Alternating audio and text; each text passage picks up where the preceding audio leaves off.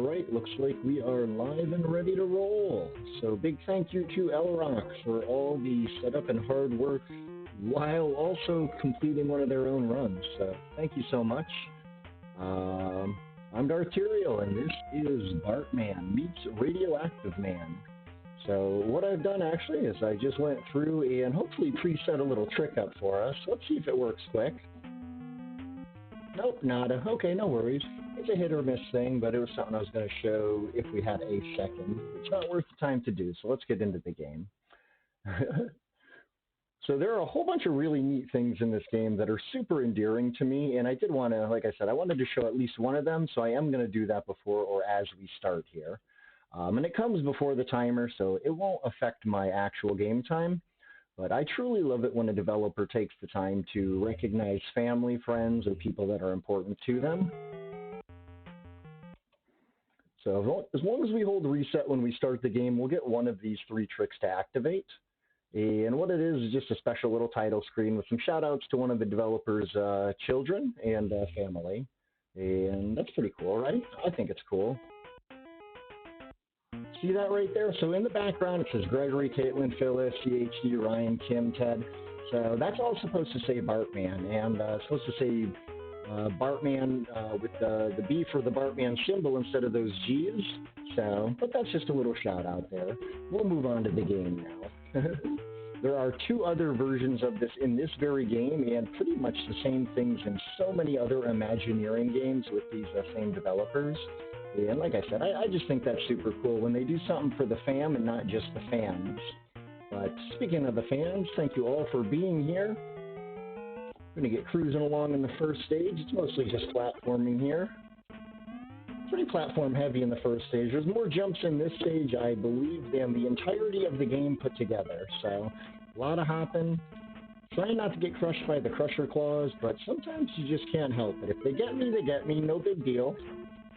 It's only about a second of time lost. And we can deal with that. Gotta get by the troll mole there. The troll moles, they will try to troll you. Every time Bartman gets hit in this game, he actually freezes entirely on the screen. So there is about a 1 second time loss just because of that. I'm going to zap both of these guys with our laser eyes we picked up, because otherwise we're going to deal with that time loss.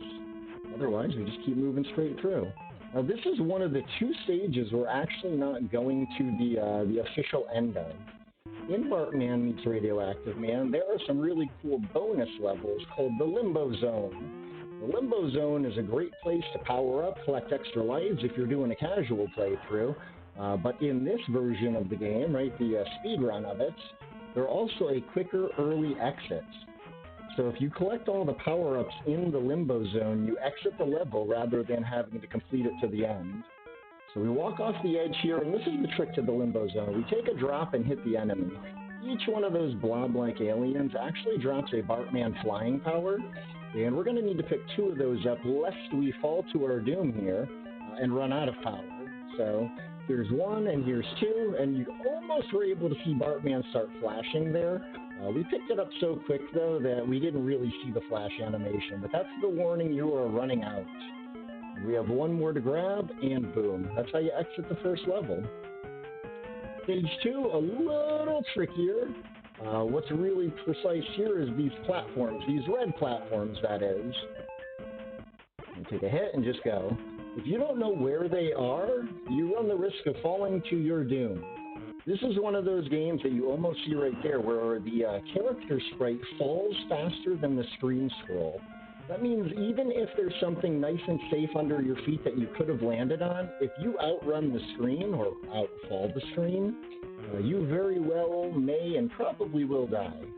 Fortunately, we've memorized where every platform is, so we're going to be able to go ahead and jump off them and just line up where we want to land. The sparks on them will cause damage, so you don't really want to hit those, although the health isn't going to be a factor in this level. Again, it will stop you entirely from moving, but here's the part where you really have to know where these platforms are, again, lest you just fall to your doom. And that's the last one there, and we just get off and go. The laser eyes we carried over from Limbo Zone allow us to run through this one without too much damage or trouble. And we're about to run into the two sets of platforms that can be a headache in this stage. A little bit of RNG comes into play here, but it's not too bad. Right, this one, we've got to wait for it to come back down, and there's a second platform above it.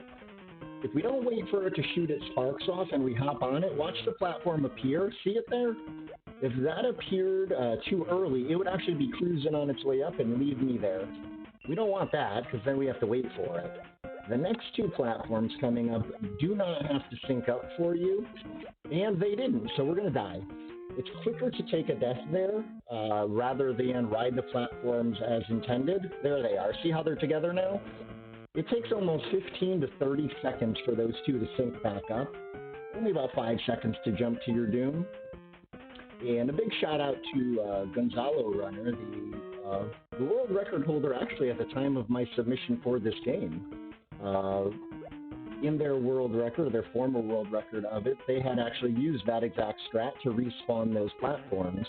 And thanks to Gonzalo's work and grind on this game, they were able to push the game to a new limit that was kind of encouraging to me, as this was one of my favorite childhood games. And it gave me the fuel and some of the strats needed, because, you know, that's what we do in speedruns. You know, you copy what works and you come up with what works best for you. So I was able to heist all of Gonzalo's good strats and put them to work to continue pushing the game forward.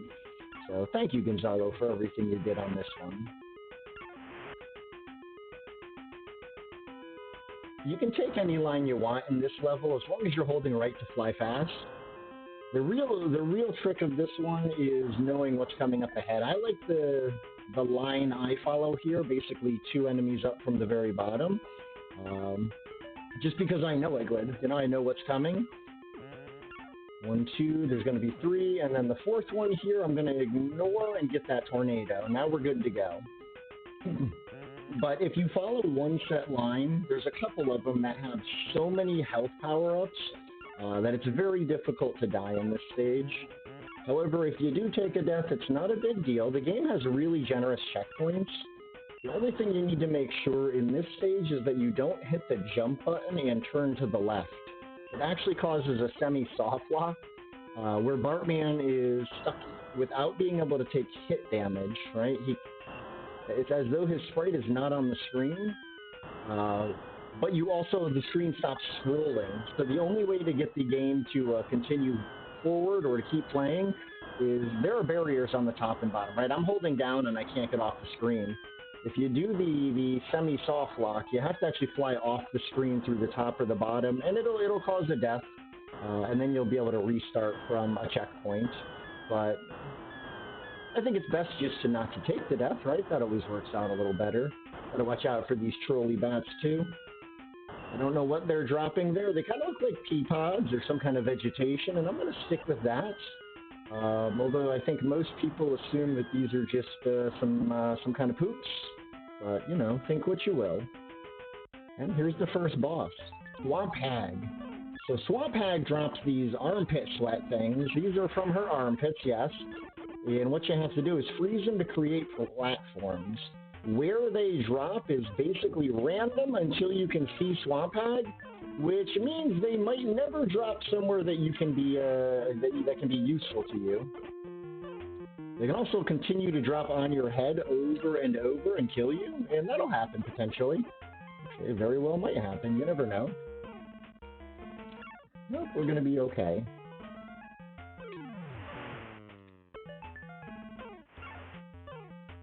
Actually, you know what? Let's look at the bottom here, too. So this bottom is not solid. I'm going to take an intentional death just for funsies. We have tons of time, so don't worry about the time.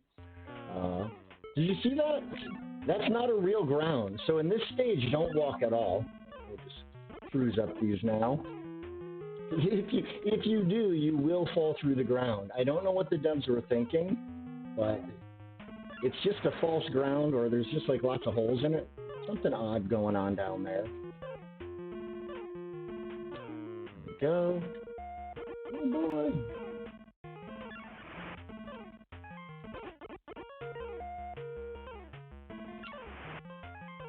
pretty... Oh, geez, we had a really trolly setup here.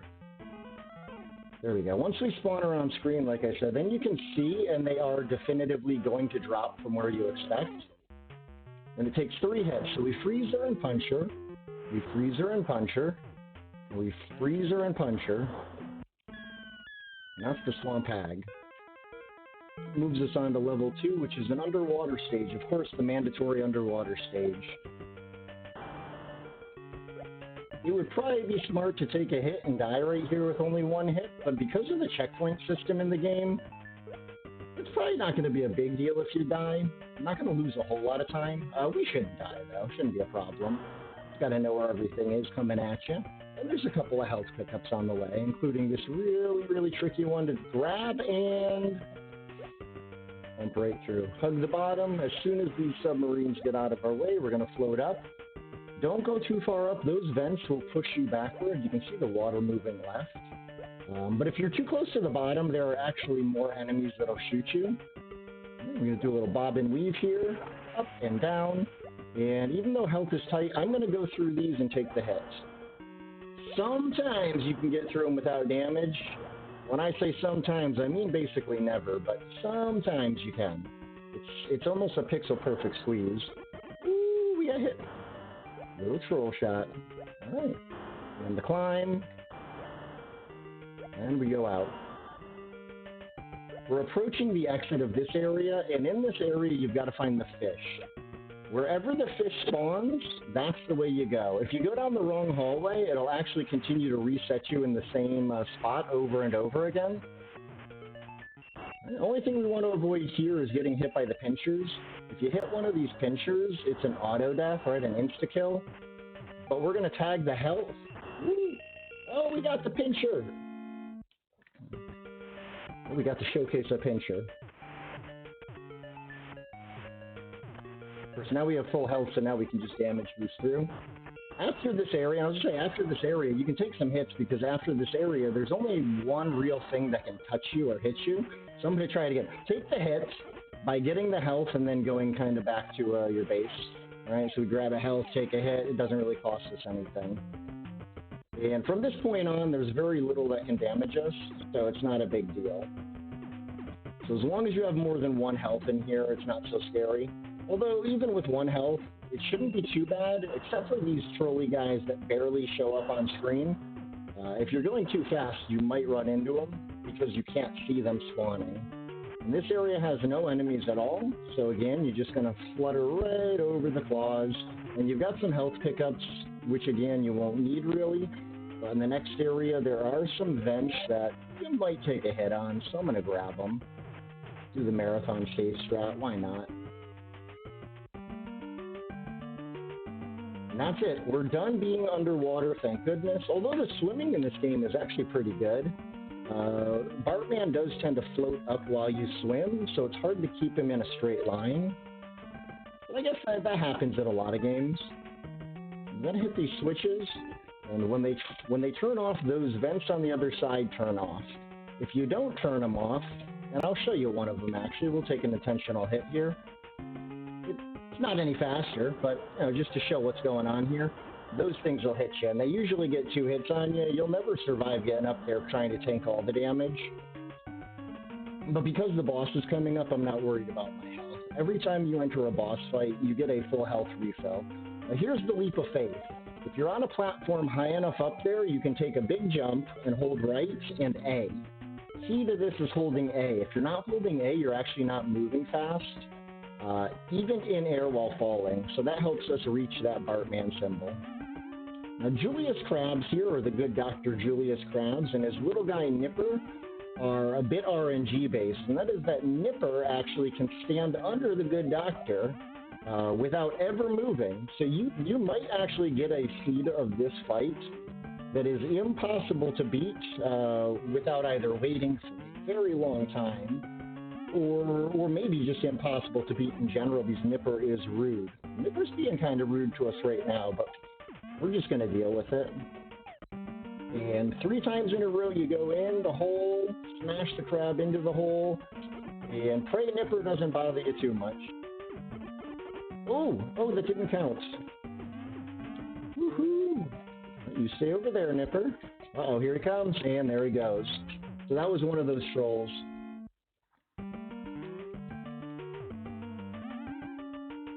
And again, if you're speedrunning it, this fight and then the very next stage are a bit of a headache because you don't have a lot of say in what happens. Like, look at Nipper now.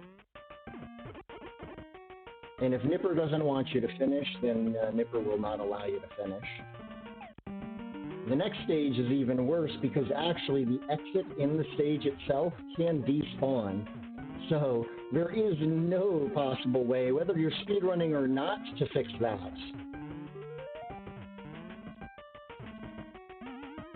Some real rough Nipper action on that one. I'm pretty sure that's his name. I forget, but I think I looked it up in the manual. He's Nipper. I call this guy Zoidberg, but it's Julius Krabs. And then we got one more hit, which means Nipper can't really do much to us at this point. As long as he doesn't hit me after I kill him.